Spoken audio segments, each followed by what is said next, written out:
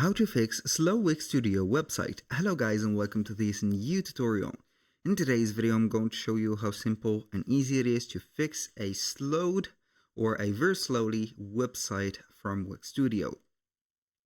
So we're going to head over Wix Studio or Wix.com, sign in for an account, choose up the Wix Studio website of our end.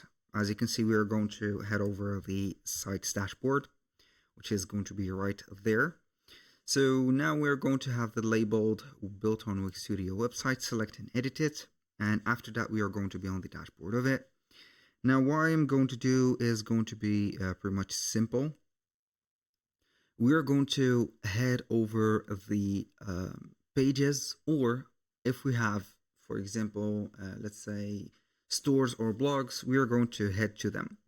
Why? Because basically the slowing down of the website is going to be due to simple or not numerous factors, such as images, sizes, and quality, and also the animations.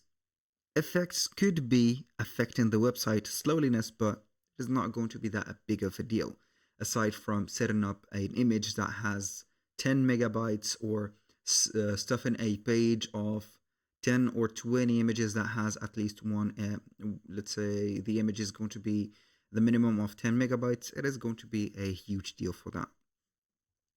So we're going to start by heading over, for example, if we have a store, you are going to head over your catalog, click on catalog, and make sure that you're going to select the page, not the pages, but basically the images that you have here. You can go ahead and edit the image and implement another image. So let's see this image. What do we have on it?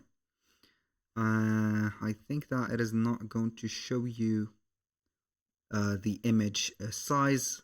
If you are going to import it, it is going to show, but if you're not going to import it or select standard ones, it is not going to show it. But normally the Wix Studio or the Photo Studio is going to be compressing a little bit the image, but if not, which is going to be something that we need, we're going to head over Google, type in image compressor, and we're going to upload our images right there.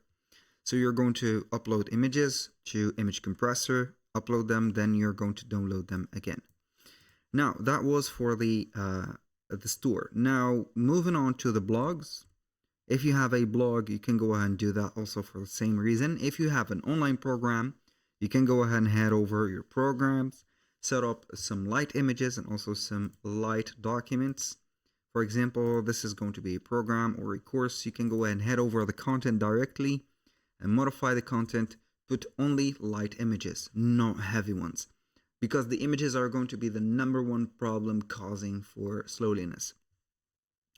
Now this one is going to take a long time to do, but we're going to head over the setup and the homepage, click on edit site, so we're going to be on the website.